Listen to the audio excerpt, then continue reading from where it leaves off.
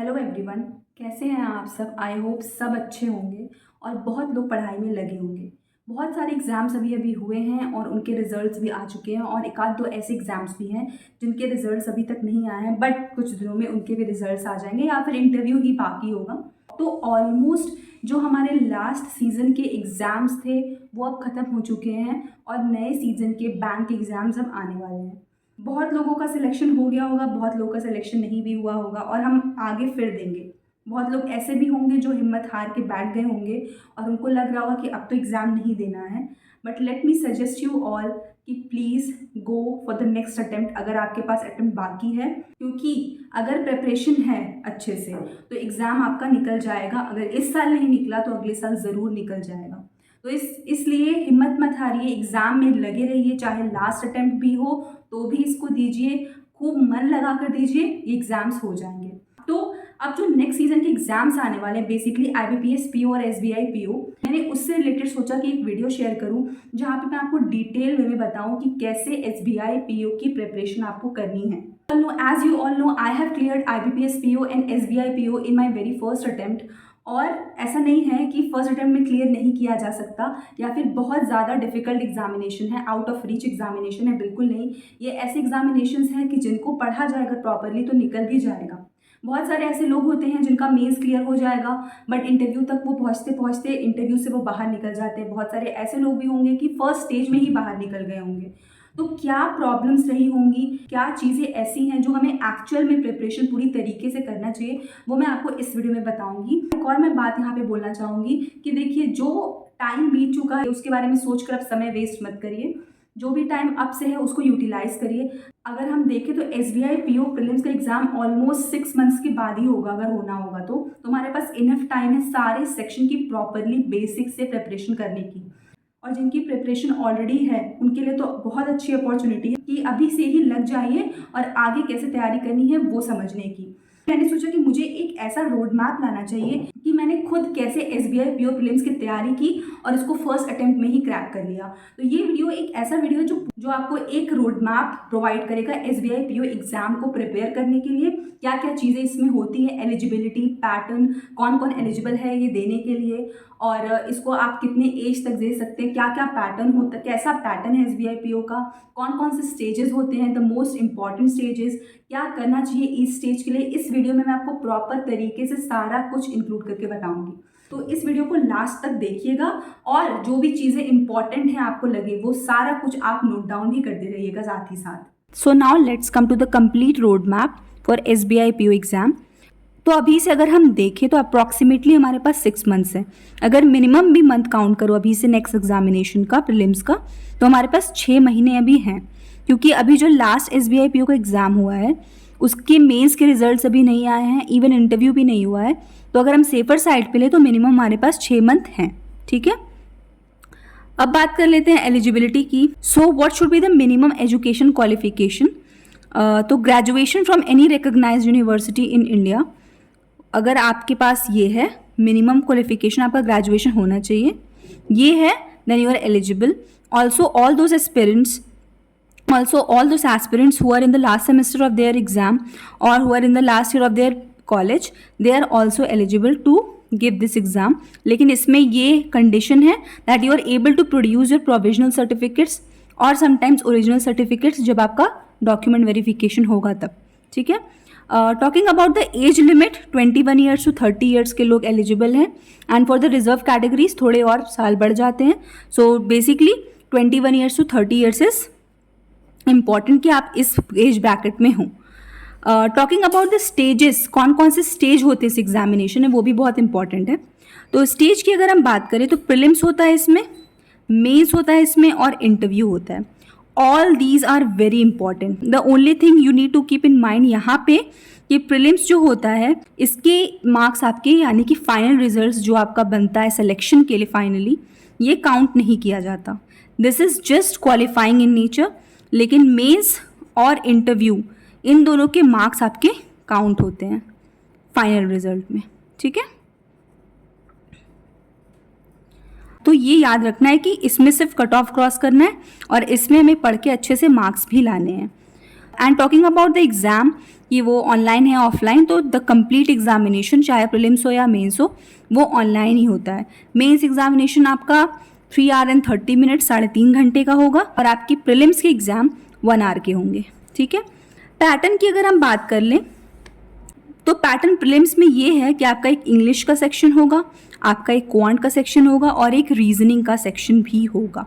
ठीक है, और मेंस की अगर बात कर ले तो मेंस में भी इंग्लिश होगा, क्वांट होगा और रीजनिंग होगा, बट इसमें जो हमारे 2 सेक्शन इंक्लूड हो जाते हैं वो है हमारे descriptive and GA. Okay, talking about the sectional cut offs, हमारा चाहे प्रीलिम्स हो या मेंस हो इसमें कोई भी आपके सेक्शनल कट ऑफ नहीं होते हैं, तो आपको ओवरऑल कट ऑफ स्कोर करना है। आपको ये ध्यान देना है कि आपका जो ओवरऑल कट ऑफ है वो आपका क्लियर हो जाए, बाकी sectional cut off is not important. तो इसमें हम यहाँ पे एक स्ट्रैटेजी यहाँ पे ये यूज़ कर सकते हैं कि आपकी ईजी सब्जेक्ट्स हैं जिनमें आप कंफर्टेबल हो and it is your stronger area, please focus more on that, उसमें ज़्यादा स्कोर करिए, ताकि अगर कोई वीक एरिया है, कोई वीक सेक्शन है, उसमें अगर आपने कम स्कोर भी किया है तो काम चल जाए। तो इस तरीके से क्या होता है कि जब सेक्शनल कट ऑफ क्लियर, पहले क्या होता था कि सेक्शनल कट ऑफ की वजह से हमें मिनिमम मार्क्स सारे सेक्शंस में लाना इंपॉर्टेंट होता था, तो हमें सारे सेक्शंस पे इक्वली ध्यान देना पड़ता था। अभी भी इक्वली ध्यान देना है, बट जो बहुत डिफिकल्ट लगे उसको थोड़ा सा अगर कम ध्यान दोगे तो भी चलेगा, लेकिन कंडीशन ये है कि आपको अदर सेक्शन में अच्छा परफॉर्म करना पड़ेगा। Next is interview. तो इंटरव्यू में कौन कौन से स्टेजेस होते हैं? Personal interview and GD. लोग group discussion basically consist of 10 people जिनको कोई टॉपिक, बेसिकली करंट टॉपिक मिल जाए and they have to discuss over it, they have to keep their viewpoints. And interview में आपका personal interview होता है। Personal interview आपको ही सिर्फ इंडिविजुअली बुलाएंगे and they will check your personality, they will basically test your personality, क्योंकि आपके जो एग्ज़ाम्स हुए हैं प्रीलिम्स और मेंस उसमें आपका नॉलेज इनफ तरीके से चेक कर लिया जाता है। The only thing that is left is to check your personality, वो आपका पीआई में चेक होगा, दैट इज़ पर्सनल इंटरव्यू। ठीक है, अगर इन सारे सेक्शंस में इनका सेक्शनल टाइम भी होता है, अगर पेपर 3.5 घंटे का है तो सारे पेपर में आपको सेक्शंस जो आपको दिए जाएंगे उनमें सेक्शनल टाइम भी रहेगा, तो आपको उस टाइम के विद इन वो सेक्शन कंप्लीट करना है। बात कर लेते हैं डिस्क्रिप्टिव एंड जीए की। तो जीए तो अभी मैं आगे वीडियो में आपको बताऊंगी कैसे प्रिपरेशन करना है, और सेक्शनल प्रिपरेशन कैसे करना है वो भी मैं आपको एक ओवरव्यू दूंगी। मेंस की बात कर लें तो mains will be of 170 marks. ठीक है, इन सारे सेक्शंस को मिला के। Prelims will be of 100 marks and interview plus GD will be of 50 marks. लेकिन जब ओवरऑल आपका रिजल्ट बनेगा, जब आप मेंस क्वालिफाई कर लेंगे, this will play a very important role, क्योंकि इसका इंडिविजुअल अलग 50 मार्क्स हो गया and this particular marks will be normalise to 100। ठीक है, और लास्ट में जो एक और चीज़ होता है वो होता है साइकोमेट्रिक टेस्ट, जो कि आपका इंटरव्यू के बाद होता है। ठीक है, दिस पहले प्रीलिम्स होगा, फिर मेंस होगा, उसके बाद आपका इंटरव्यू होगा and the last is psychometric test. After selection what happens? सबसे पहली चीज़ आफ्टर सिलेक्शन ये होता है कि आपका सर्कल अलॉटमेंट आता है। ठीक है, आपको कौन सा सर्कल अलॉट किया गया है, depends basically on your rank. आपके जैसे मार्क्स रहेंगे ओवरऑल, उस हिसाब से आपको आपका प्रेफरेंस मिलेगा। You need to give your preference before circle allotment, तो 1 हफ्ते पहले आपको प्रेफरेंस अपने भरने पड़ेंगे, वो आपको मेल के थ्रू पता चल जाएगा and then you will be allotted your circle. And document verification में आपको सारे डॉक्यूमेंट्स रेडी करके पहले ही रखना पड़ेगा। ठीक है, जैसे मैंने पहले भी बताया कि जो लास्ट सेमेस्टर लास्ट ईयर में होंगे उनके पास प्रोविजनल सर्टिफिकेट होने चाहिए and sometimes they even ask you original certificate. तो आपके पास ओरिजिनल सर्टिफिकेट यानी कि आपके रिजल्ट्स तब तक आ जाएं तभी आप एग्ज़ाम भरिएगा, क्योंकि रिजल्ट अगर आपका लास्ट सेमेस्टर का या फिर लास्ट ईयर का नहीं आया रहेगा तो आप फिर डॉक्यूमेंट वेरिफिकेशन में फेल हो जाएंगे। So you need to ensure कि you are able to produce all the certificates. Talking about the medical examination, document verification के बाद आपका medical examination होगा and the last one is training. पहली training आपकी इंस्टीट्यूशनल होगी which is generally for 3 weeks. उसके बाद आपको ब्रांच ट्रेनिंग दी जाएगी 3 प्लेसेस पे। मे बी वो सेम ब्रांचेस भी हो सकते हैं, लेकिन वो 3 अलग अलग ट्रेनिंग्स होंगी। So this is overall view of SBI PO complete road map. तो इसके बाद चलिए देखते हैं कि प्रेपरेशन ईच सेक्शन की कैसे करनी है, which is very very important. उसके बिना ये सारी चीज़ें बेकार हैं। So let's see what we have to prepare actually. So now let's talk about the preparation part. Before preparation, you have to take care of one thing, that is write down complete syllabus on a sheet. सारे sections की एक एक sheet पे आप syllabus note down कर लीजिए कि basically आपको पढ़ना क्या है, कौन से टॉपिक्स आपको पढ़ने हैं. सब कुछ नहीं पढ़ना है और पढ़ना क्या है ये भी पता होना चाहिए. और एक मॉक टेस्ट या 2 मॉक टेस्ट जो फ्रीली अवेलेबल साइट्स पे होते हैं वो भी आप दे दीजिए, तो आपको एक पैटर्न पता चल जाएगा कि एग्जामिनेशन का होता क्या है. सिलेबस देख लोगे तो उससे भी पता चल जाएगा, बट एक 2 मॉक टेस्ट भी दे दोगे तो उससे भी आपको बहुत सारा चीज़ क्लियर हो जाएगा कि बेसिकली पढ़ाई की शुरुआत कैसे करनी है. ठीक है, सबसे पहले बात कर लेते हैं इंग्लिश सेक्शन की. अगर इंग्लिश सेक्शन की बात करें तो देखिए newspaper reading is very important.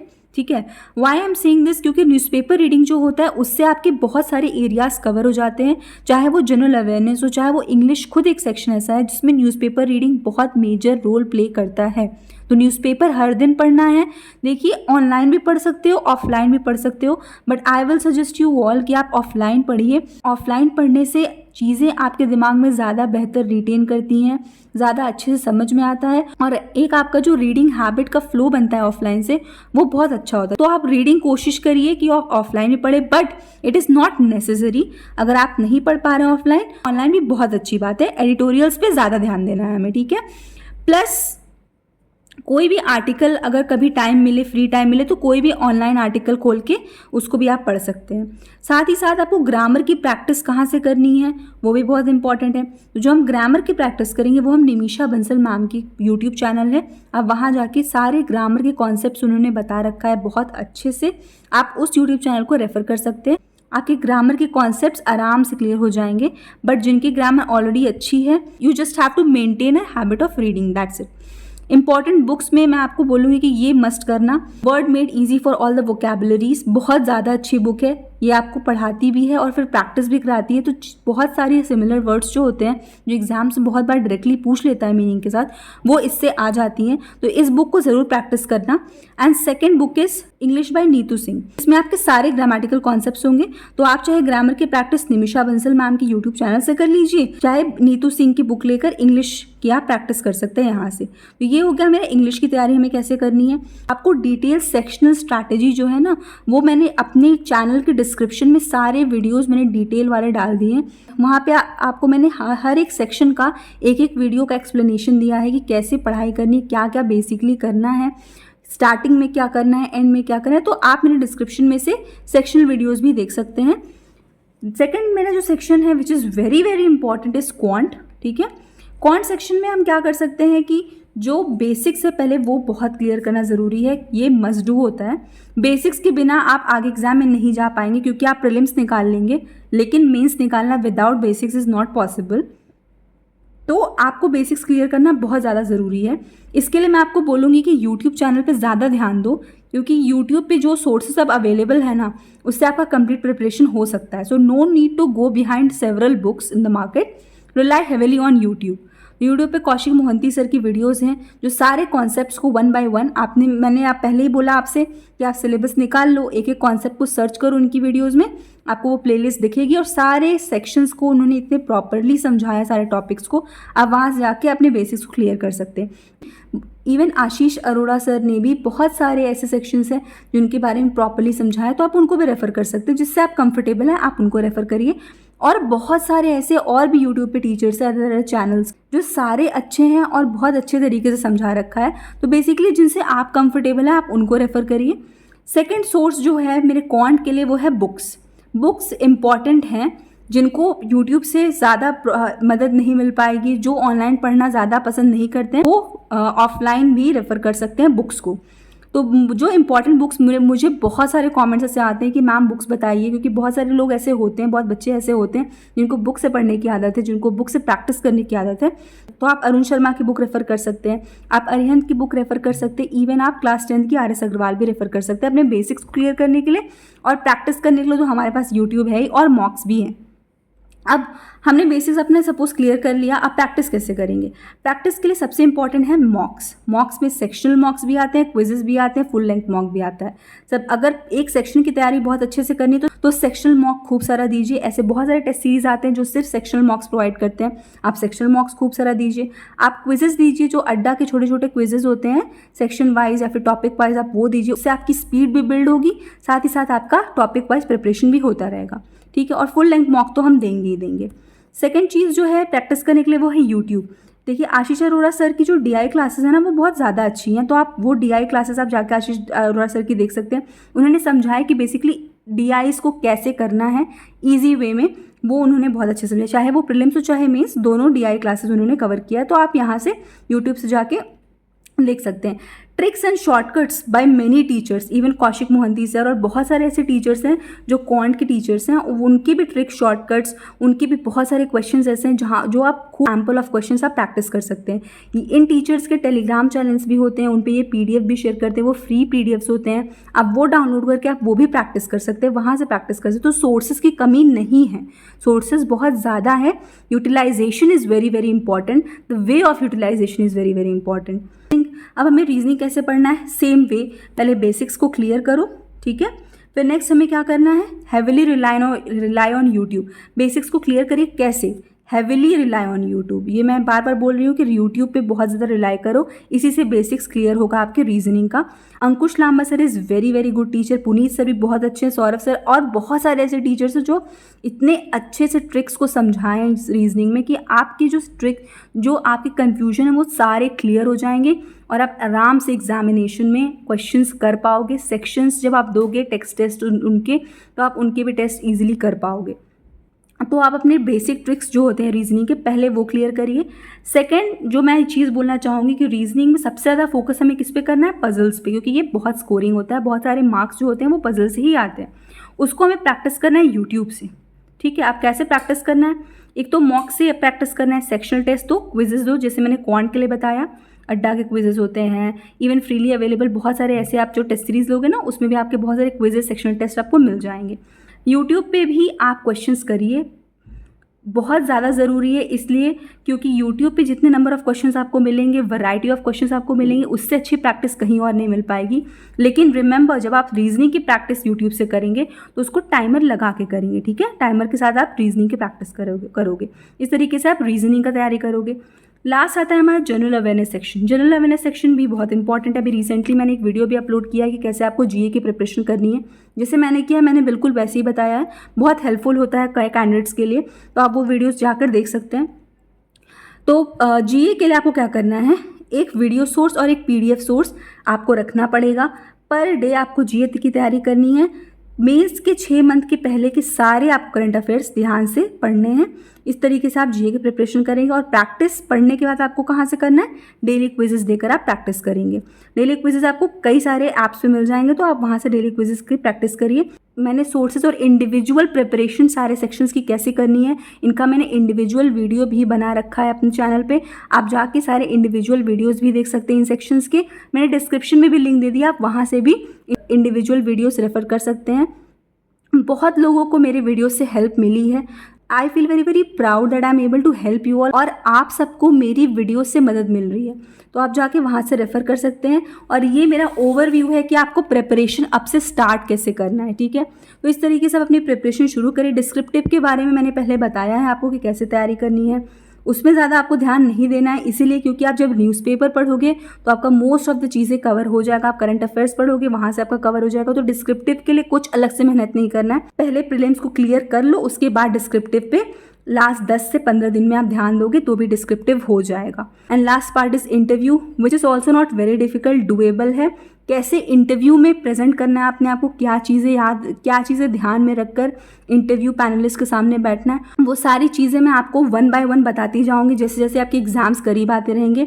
लेकिन इंटरव्यू की प्रिपरेशन अभी इंपॉर्टेंट नहीं है, जब आपका मेंस हो जाएगा तब इंटरव्यू की तैयारी आप करना शुरू करिए, क्योंकि हमारे पास बहुत ज़्यादा समय होता है इंटरव्यू की प्रिपरेशन करने के लिए, तो आप तब तैयारी करिएगा। लेकिन अभी जो तैयारी करना है वो ये स्ट्रैटेजी है, इस पर लग जाओ, मेहनत करना शुरू कर दो। I am sure if you will follow this strategy, क्योंकि मैंने यही फॉलो किया है और किसी का देख कर नहीं, this was all bye my self. मैंने शुरू किया, मैंने सोचा, मैंने एक टाइम टेबल बनाया, मैंने सब कुछ ऐसे ही नोट डाउन किया एंड वन बाय वन मैंने टॉपिक्स को तैयार किया। इस तरीके से मेरा प्रीलिम्स, मेरा mains, even my interview got cleared, चाहे वो IBPS पी हो, चाहे वो SBI पी हो, द स्ट्रैटेजी वॉज सिमिलर। तो इस तरीके से आप प्रिपरेशन करिए। आई एम डैम श्योर कि आप लोगों का भी सिलेक्शन हो जाएगा। So just stay focused and work hard. All the best.